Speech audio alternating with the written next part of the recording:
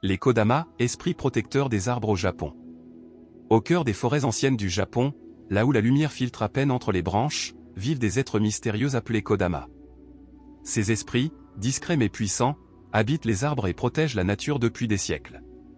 La légende raconte que chaque grand arbre, surtout ceux très âgés, peut abriter un Kodama.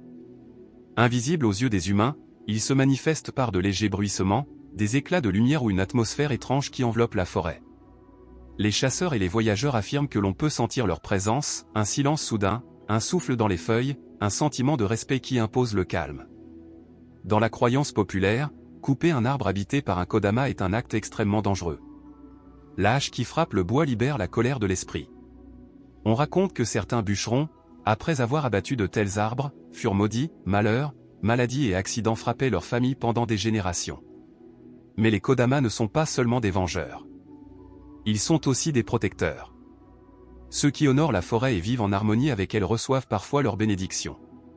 Des récoltes abondantes, des chasses fructueuses ou une guérison inattendue pouvaient être attribuées à leur bienveillance.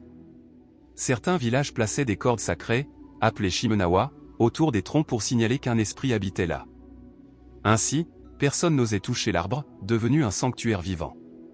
Ces traditions se retrouvent encore aujourd'hui dans de nombreux temples shinto, où les arbres vénérés rappellent la présence des Kodama. Dans l'art et les récits modernes, les Kodama apparaissent parfois comme de petites créatures blanches et silencieuses, aux grands yeux ronds, marchant en groupe dans la forêt.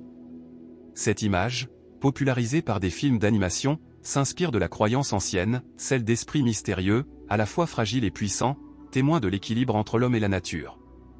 Mais derrière cette représentation poétique se cache une leçon universelle. Le mythe des Kodama rappelle que la nature n'est pas inerte.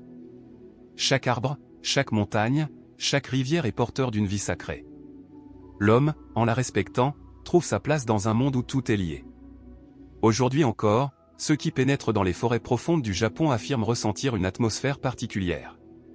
Comme si des yeux invisibles observaient chacun de leurs gestes. Était-ce un simple frisson, ou bien la présence silencieuse des Kodama, veillant toujours sur leur domaine ancestral ?